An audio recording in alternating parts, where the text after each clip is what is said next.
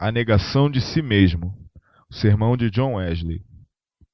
E ele dizia a todos: se alguém quer vir após mim, negue-se a si mesmo, tome cada dia sua cruz e siga-me. Lucas capítulo 9, versículo 23. Com frequência tem-se imaginado que a exortação aí feita se refere principalmente, se não totalmente, aos apóstolos, pelo menos aos cristãos dos primeiros tempos, ou aos que estejam sob perseguição. Mas isto é um grave engano, porque embora nosso bendito Senhor ali estivesse a dirigir a palavra mais imediatamente a seus apóstolos e aos outros discípulos que o seguiam nos dias de sua carne, todavia, através destes, Jesus nos falava e a toda a humanidade, sem qualquer exceção ou limitação. A própria natureza do assunto coloca fora de dúvida que o que aí se prescreve não é privilégio dos apóstolos e discípulos, nem dos cristãos das eras primitivas. Esse ensino não se refere mais diretamente a qualquer classe especial de homens ou a qualquer época especial, do que a qualquer nação em particular. Não, ele é da mais universal natureza, referindo-se a todos os tempos, a todas as pessoas, sim, a todas as coisas. Essas palavras não são meramente comida e bebida, ou coisas que pertençam aos sentidos. A significação do texto é: se algum homem, de qualquer categoria, posição, circunstância, em qualquer nação, não é apenas um acessório, como são alguns elementos circunstanciais da religião, mas é absoluta, indispensavelmente necessário, quer para que nos tornemos discípulos de Cristo, quer para que nos conservemos nesta condição. É absolutamente necessário pela própria natureza do caso, para que o acompanhemos e o sigamos, tanto mais que, se não procedermos assim, não seremos seus discípulos. Se continuamente não negamos a nós mesmos, não aprendemos dele, mas de outros mestres. Se não tomamos diariamente a nossa cruz, não o seguimos, mas acompanhamos o mundo, ou o príncipe deste mundo, ou nossa própria mente carnal. Se não andamos pelo caminho da cruz, não estamos seguindo, não estamos andando em suas pegadas, mas estamos retrocedendo, ou, pelo menos, retardando-nos na jornada. É por esta razão que em quase todas as épocas e nações, em especial depois que a Igreja, depurada das inovações e corrupções, nelas recaiu gradualmente, tantos ministros têm escrito e falado tão largamente acerca deste importante dever, tanto em público como em exortações particulares. Isso os levou a espalhar muitos tratados sobre o assunto, alguns em nosso país. Eles sabem, tanto pelos oráculos de Deus, como pelo testemunho de sua própria experiência, quão impossível será deixarmos de negar a nosso Mestre, a não ser que nos neguemos a nós mesmos, e quão vãmente tentamos seguir aquele que foi crucificado, sem que diariamente tomemos nossa própria cruz. Mas justamente esta consideração não torna razoável perguntar-se: após tudo quanto já se disse e escreveu-se sobre essa matéria, ainda há necessidade de dizer e escrever mais? Respondo: há não pequeno número de pessoas, mesmo do povo que teme a Deus, que não tiveram oportunidade de ouvir o que se disse, ou de ler o que se escreveu sobre o assunto. E talvez, se tivessem lido muito do que se tem escrito, não teriam tido grande proveito. Muitos dos que escreveram, e alguns deles compuseram grandes volumes, não parece terem entendido a questão. Seja que tivessem concepções imperfeitas quanto à sua verdadeira natureza, e nesse caso jamais poderiam expô-la aos outros, seja que lhe desconhecessem a devida extensão, não viram quão excessivamente amplo é este mandamento, ou não lhe sentiram a absoluta e indispensável necessidade. Outros tratam dessa matéria de modo tão obscuro, tão embaraçado, tão intrincado, tão místico, como se tivessem a intenção de ocultá-la ao vulgo, e não o intuito de explicá-la aos leitores comuns. Outros falam admiravelmente bem, com grandeza e clareza e vigor, da necessidade de negação de si mesmo, mas então ficam apenas nas generalidades, sem descer aos exemplos particulares. Sendo assim, de escasso proveito ao grosso da humanidade, aos homens de alcance e de educação triviais. E se alguns desceram às particularidades, fizeram-no tão somente em relação àquelas particularidades que não afetam a generalidade dos homens. Porque raramente ou jamais ocorrem na vida comum, como o suportar prisões ou torturas, como o abrir mão em sentido literal de suas casas ou terras, de seus maridos ou esposas, dos filhos ou da própria vida. Renúncias a que não somos chamados, nem possivelmente o seremos, a menos que Deus queira permitir que voltem os tempos da perseguição pública. Enquanto isto se dá, não conheço escritor de língua inglesa que tenha descrito a negação de si mesmo em termos claros e inteligíveis, de modo a manter-se ao nível dos entendimentos vulgares, aplicando a estes as escassas particularidades que diariamente ocorrem na vida comum. Um discurso dessa espécie ainda falta, e faltará ainda mais, porque em cada estágio da vida espiritual, embora haja grande variedade de tropeços particulares que se opõem a que alcancemos a graça ou nela cresçamos, tudo se resolve, todavia, nesses tropeços gerais, não negarmos a nós mesmos ou não tomarmos nossa cruz. Para suprir de algum modo a lacuna que existe, pretendo mostrar primeiro o que é para o homem o negar-se a si mesmo e o que é tomar a sua cruz, e em segundo lugar, que se o homem não for discípulo de Cristo, isso se dará por falta daquelas disposições. Tentarei mostrar primeiro o que é para o homem o negar-se a si mesmo e tomar diariamente a sua cruz.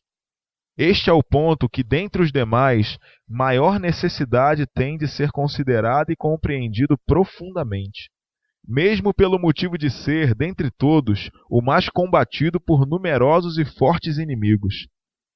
Toda a nossa natureza deve certamente levantar-se contra isso, mesmo em sua própria defesa. O mundo e, consequentemente, os homens que tomam a natureza, e não a graça, por seu guia, aborrecem o próprio som desse enunciado. E o grande inimigo de nossas almas, bem conhecendo sua importância, não pode fazer outra coisa senão levantar-se com todas as pedras contra aquela verdade. Mas isto não é tudo.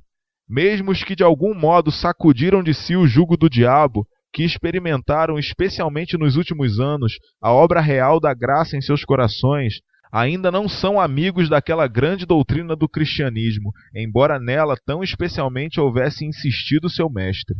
Alguns são tão profunda e totalmente ignorantes a seu respeito, como se sobre ela não houvesse na Bíblia uma palavra sequer. Outros se encontram ainda mais longe, tendo-se penetrado inopinadamente de seus preceitos contra ela. Tais preconceitos eles os receberam, parte de cristãos profanos, homens de suave falar e boa apresentação, a quem nada falta de piedade, exceto de poder, nada de religião, exceto de espírito, e parte dos que uma vez provaram, se é que não provam ainda, os poderes do mundo vindouro. Mas existe algum desses que nem pratica a negação de si mesmo, nem a recomenda aos outros? Estais pouco relacionados com a humanidade, se duvidais disto. Há comunidades inteiras que só não lhe declaram guerra. Para não irmos mais longe do que Londres, olhai para toda a corporação dos predestinarianos, que pela livre misericórdia de Deus foram ultimamente chamados das trevas da natureza para a luz da fé. São eles modelos de negação de si mesmos? Quão poucos dentre eles professam mesmo praticá-la? Quão poucos dentre eles a recomendam, ou ficam satisfeitos com os que o fazem? Pelo contrário, não a apresentam constantemente sob as cores mais odiosas, como se aquilo fosse buscar a salvação pelas obras ou procurar estabelecer nossa própria justiça? E quão prontamente os antinomianos de todas as espécies, desde o adocicado morável até o violento, vociferador energúmeno, reúnem-se a gritar com sua tola e inexpressiva cantiga de legalismo e pregação da lei. Estais, portanto, em constante perigo de serdes acariciados, ameaçados ou ridicularizados por causa desta importante doutrina do Evangelho. seja por parte dos falsos mestres ou da parte dos falsos irmãos, mais ou menos abusando da simplicidade do Evangelho, se não estiverdes profundamente firmados neste.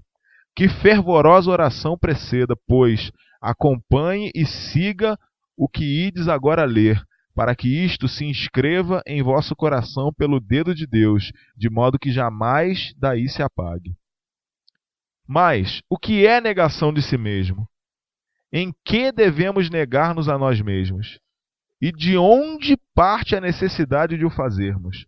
Respondo: a vontade de Deus é a suprema, inalterável, regra para toda criatura inteligente, igualmente obrigando a todo anjo do céu e a todo homem na terra. Nem pode ser de outro modo. Este é o resultado natural, necessário, da relação existente entre as criaturas e seu Criador. Se a vontade de Deus é, porém, nossa única regra de ação em todas as coisas, grandes e pequenas, segue-se, por consequência irrecusável, que não temos de fazer nossa própria vontade em coisa alguma. Vemos aí, pois, ao mesmo tempo, a natureza, assim como o fundamento e a razão de ser da negação de si mesmo, e a negação ou a recusa de seguir nossa própria vontade pela convicção de que a vontade de Deus nos é a única regra de ação. E vemos a razão disto no fato de sermos criaturas, porque é Ele que nos fez, e não nós mesmos. Esta razão da negação de si mesmo deve prevalecer, mesmo em referência aos anjos de Deus nos céus e em relação ao homem, inocente e santo, como saiu das mãos de seu Criador. Mas uma razão ainda mais forte resulta da condição em que se encontram todos os homens, desde a queda. Todos nós agora somos gerados em iniquidade, e em pecado nossa mãe nos concebeu. Nossa natureza é por igual corrupta, em cada um de seus poderes e em cada faculdade. E nossa vontade, igualmente depravada como o resto, está totalmente vendida para acariciar nossa corrupção natural. Por outro lado, é da vontade de Deus que resistamos àquela corrupção e a neutralizemos, não em algumas ocasiões ou em algumas coisas apenas, mas em todos os tempos e em todas as coisas. Aí está, portanto, um novo fundamento, a constante e geral negação de si mesmo. Para ilustrar um pouco mais o ponto em estudo, direi: a vontade de Deus é o caminho que leva diretamente a Ele. A vontade do homem, que uma vez correu paralelamente à vontade de Deus, é agora outro caminho, não somente diverso daquele, mas em nosso estado presente, diametralmente oposto a ele. Leva para mais longe de Deus. Se, portanto, andamos em um, devemos necessariamente deixar o outro. Não podemos andar em ambos. Na verdade, o homem de coração débil e mãos fracas pode trilhar os dois caminhos, um após outro, mas não pode palmilhar simultaneamente os dois caminhos. Não pode, a um só tempo, seguir a sua própria vontade e seguir a vontade de Deus. Deve escolher ou uma ou outra.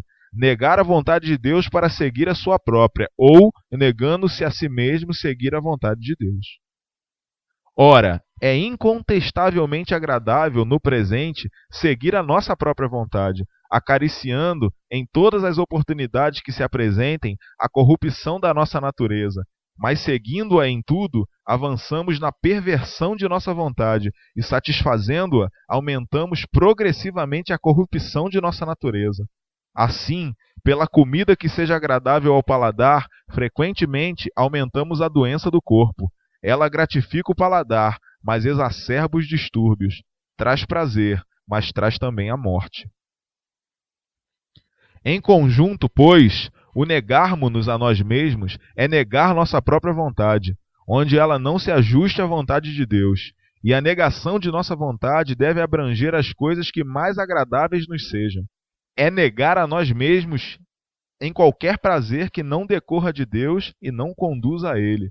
É, com efeito, recusarmos-nos a sair de nosso caminho, mesmo para a estrada deleitável e florida. Recusarmos o que sabemos ser veneno mortífero, embora agradável ao paladar. E cada um que pretenda seguir a Cristo, que pretenda ser seu real discípulo, deve não só negar-se a si mesmo, mas também tomar sua cruz. A cruz é uma coisa contrária à nossa vontade, alguma coisa que repugna a nossa natureza. Assim, tomar nossa cruz é algo mais do que a negação de nós mesmos. Sob um pouco mais alto, é a única exigência mais difícil que se impõe à carne e ao sangue, sendo mais fácil sacrificar o prazer do que suportar a dor. Ora, correndo a carreira que nos está proposta, segundo a vontade de Deus, com frequência encontramos uma cruz erguida no caminho, isto é, alguma coisa que não é agradável, mas é dolorosa, alguma coisa que é contrária à nossa vontade, que é repugnante à nossa natureza. O que se deve então fazer? A escolha é simples: ou tomarmos nossa cruz, ou desviarmos-nos do caminho de Deus, do santo mandamento que nos foi dado, se acaso não pararmos ou não regressarmos à perdição eterna. Para curar aquela corrupção, aquela enfermidade cruel que todo homem traz consigo para o mundo, comumente é necessário arrancar, por assim dizer, o olho direito, a mão direita. Tão penosa se apresenta a obra a ser cumprida. Ou o meio único de a cumprir, romper, suponhamos, com um desejo insensato, com uma afeição desordenada, ou separar-se do objeto dessa afeição, sem o que ela jamais será extirpada. No primeiro caso, a extirpação de tal desejo ou afeição, quando se tenha profundamente enraizado na alma, é geralmente semelhante a um golpe de espada, sim, como a divisão da alma e espírito, juntas e medulas. O Senhor então age sobre a alma como um fogo depurador, para queimar toda a sua escória, e isto é, na verdade, uma cruz. É essencialmente penoso, deve ser assim, pela sua própria natureza. A alma não pode ser dividida desse modo, não pode passar pelo fogo, sem que sofra dor. No último caso, os meios de curar a alma afetada de pecado, de curar o desejo insensato, a afeição desordenada, sempre são penosos, não por sua própria natureza, mas pela natureza da enfermidade. Assim, quando nosso Senhor disse ao moço rico: vai, vende tudo quanto tens e dá aos pobres, bem sabendo que tal era o único meio de lhe curar a cobiça, o só pensamento disso lhe causou tão grande pena que ele voltou triste, escolhendo antes romper com sua esperança do céu do que com suas possessões terrenas. Esse era um fardo que ele não podia alijar de si, uma cruz que ele não queria tomar. E num caso ou noutro, todo seguidor de Cristo certamente terá necessidade de tomar diariamente a sua cruz. O tomar pouco difere do suportar sua cruz. Precisamente se diz que suportamos nossa cruz, quando sofremos com humildade e resignação o que é posto sobre nós, sem escolha da nossa parte. Portanto, nós não tomamos propriamente nossa cruz, a não ser que quando voluntariamente suportamos aquilo que estava a nosso alcance evitar, quando voluntariamente abraçamos a vontade de Deus, embora contrária à nossa, quando escolhemos o que é penoso, por ser a vontade do nosso sábio e gracioso Criador. Importa, pois, a todo discípulo de Cristo tomar sua cruz, assim como suportá-la. Na verdade, em um sentido, ela não é somente sua, é comum a ele e a muitos outros, visto que não há tentação que sobrevenha a um homem, mas as que são comuns a todos os homens, as que incidem sobre natureza comum e comum situação no presente mundo, e a elas se adaptam. Mas, noutro sentido, considerada com todas as suas circunstâncias, essa cruz é sua, é peculiar a si próprio, foi-lhe preparada por Deus, é-lhe dada por Deus, como um toque de seu amor. E se o homem a recebe como tal, e depois de usar dos meios que a sabedoria cristã aconselha para remover o fardo, porta-se como barro nas mãos do oleiro. Tudo é disposto e ordenado por Deus para seu bem, tanto em relação à sua qualidade, como acerca de sua quantidade e grau, sua duração e qualquer outra circunstância. Em tudo isso, podemos facilmente entrever nosso bendito Senhor agindo como médico de nossas almas, não meramente para seu prazer, mas para nosso proveito, para que sejamos participantes de sua santidade. Se, sondando nossas feridas, ele nos faz sofrer, faz-o apenas para as curar. Corta o que está putrefado ou arruinado para preservar a parte sã. E se preferimos livremente a perda de um membro, antes que todo o corpo pereça, como não escolheríamos, em sentido figurado, cortar a mão direita antes que toda a alma fosse lançada no inferno? Vemos claramente, portanto, a natureza e o fundamento do tomar nossa cruz. Não implica em disciplinar-nos a nós mesmos, como dizem alguns. Não implica na literal flagelação de nossa própria carne, vestir tecido de crina, apertar cintos de ferro ou usar qualquer coisa que nos possa alterar a saúde do corpo. Embora não saibamos que indulgência possa Deus ter para com os que assim procedem por involuntária ignorância, mas acatar a vontade de Deus, ainda que contrária à nossa própria vontade, escolher o remédio salutar, embora mais amargo, livremente aceitar a dor passageira, qualquer que seja sua espécie e grau, quando ela seja essencial ou acidentalmente necessária ao eterno prazer. Mostrarei, em segundo lugar, que o fato de o homem não seguir inteiramente a Cristo, de não ser inteiramente seu discípulo, é sempre devido à falta de negação de si próprio e à recusa em tomar sua cruz.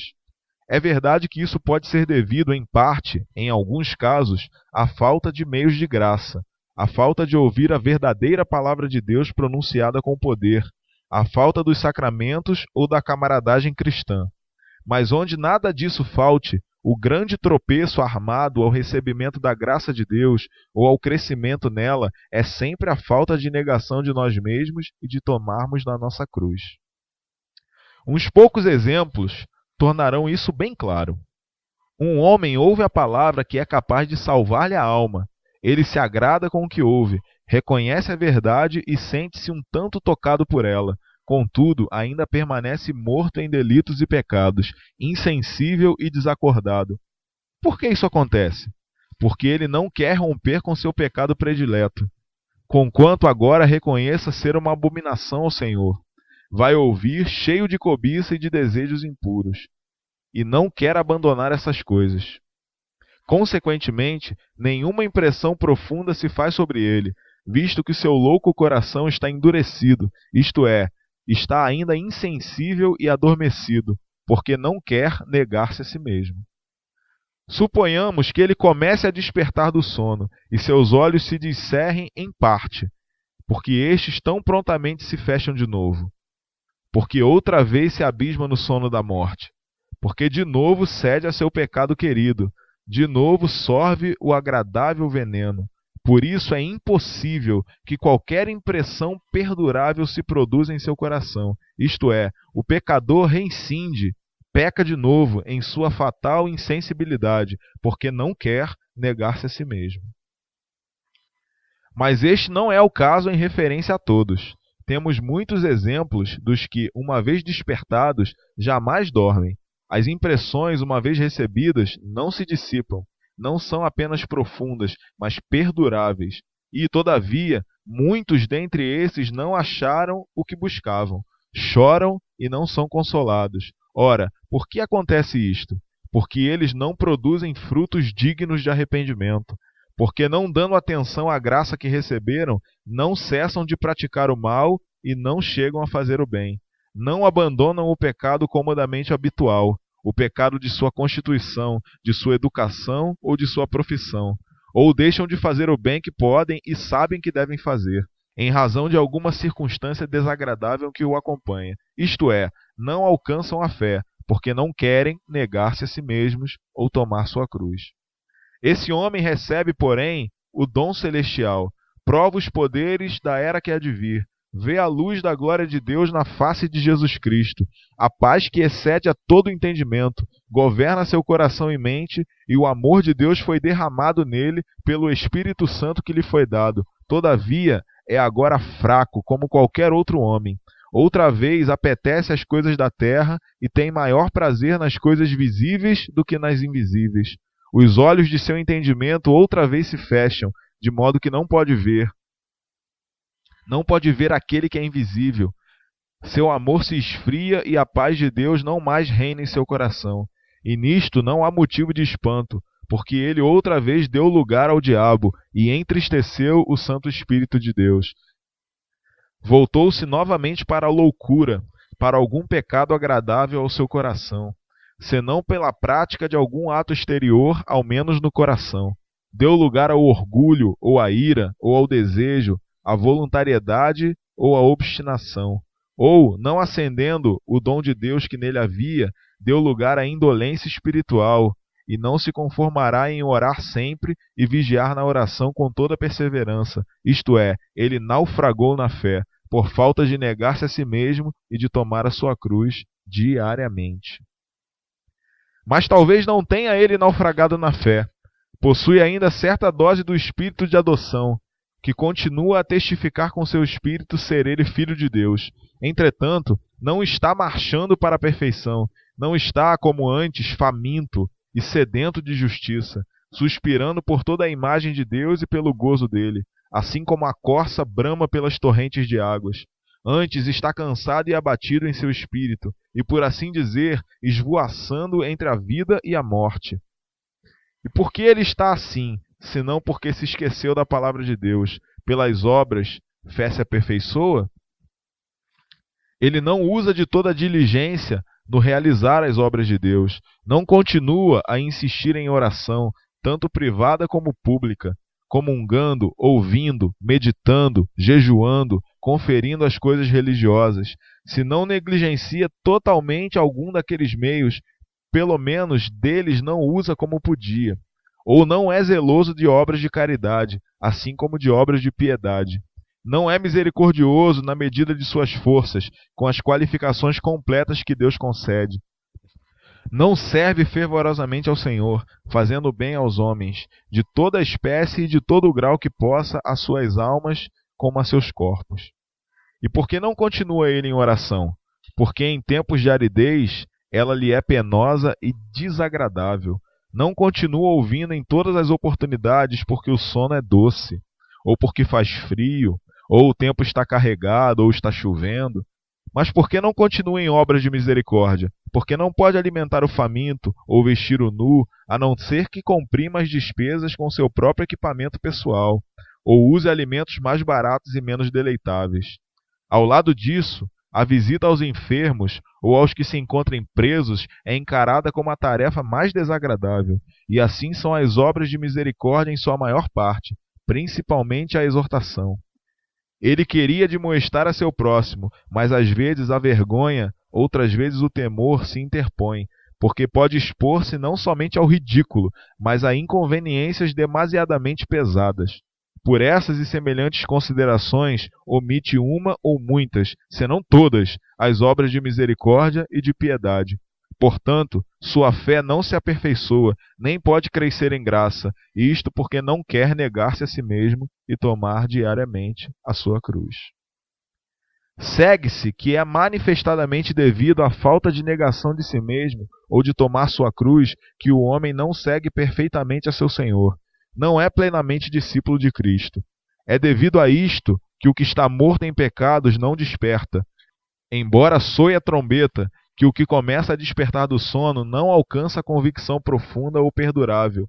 O que está profunda e solidamente convencido de pecado não atinge a remissão de seus pecados, que o que recebeu esse dom celestial não o conserva, mas naufraga na fé, e que outros, se não retrocedem para a perdição, ainda se mostram cansados e abatidos em seu espírito, e não alcançam o alvo do prêmio de sua alta vocação de Deus em Cristo Jesus. Quão facilmente podemos aprender daí que não conhecem as Escrituras nem o poder de Deus, os que direta ou indiretamente, em público ou em particular, se opõem à doutrina da negação de si mesmo e do tomar diariamente a sua cruz. Quão totalmente ignoram esses homens uma centena de textos particulares, assim como o teor geral de todos os oráculos de Deus. E quão inteiramente divorciados devem estar da verdadeira, genuína experiência religiosa, da maneira porque o Espírito Santo operou, e ainda opera até hoje na alma dos homens. Podem falar, na verdade, muito leviana e arrogantemente, fruto natural da ignorância, como se fossem os únicos homens que compreendem a palavra de Deus ou a experiência de seus filhos. Mas suas palavras são, em todo sentido, palavras vãs. Eles foram pesados na balança e achados em falta. Podemos aprender daí, em segundo lugar, a causa real que determina que não só muitas pessoas individualmente, mas ainda muitas corporações que outrora se abrasavam e despendiam lampejos, agora perderam sua luz e seu calor. Se eles não odeiam e combatem essa preciosa doutrina do Evangelho, pelo menos tenha em conta de frivolidade. Se não dizem ousadamente, abnegationem hominem proculcamus internectionidamos, nós calcámo-las aos pés, voltámo-la à destruição. Todavia, nem apreciam segundo sua importância, nem fazem qualquer sacrifício em praticá-la. Hansi mystici docent. Dizia aquele grande e mau homem, os escritores místicos ensinam a negação de si mesmo. Não, os escritores inspirados, e Deus o ensina a toda alma que deseja ouvir a sua voz. Podemos aprender daí, em terceiro lugar, que não é bastante ao ministro do Evangelho não se opor à doutrina da negação de si mesmo, nada dizer no tocante a ela. Nem pode ele cumprir seu dever dizendo algo a favor dessa doutrina. Se ele quiser, em verdade, estar limpo do sangue de todos os homens, deve falar dela frequente e largamente. Deve inculcar sua necessidade da maneira mais clara e mais forte. Deve imprimi-la com toda a sua força sobre todas as pessoas, em todos os tempos e em todos os lugares, impondo-a linha por linha, preceito por preceito, preceito por preceito. Assim terá ele uma consciência livre de ofensa, assim salvará sua própria alma e as daqueles que o ouvirem. Finalmente, aplique essa doutrina cada um de vós, à sua própria alma. Medita sobre esta verdade, quando estiveres em secreto, pondere-a em teu coração. Toma cuidado não só de a compreender inteiramente, mas de recordá-la até o fim de tua vida. Pede ao forte a fortaleza para que possas tão depressa compreendê-la como iniciar sua prática. Não te retardes, mas pratica imediatamente, a partir desta mesma hora. Pratica universalmente, em cada uma das milhares de ocasiões que se te oferecem em todas as circunstâncias da vida. Pratica diariamente, sem intermitências, desde a hora em que primeiro puserdes a mão ao arado, e suporta-o até o fim, até que teu espírito volte para Deus. Sermão de John Wesley.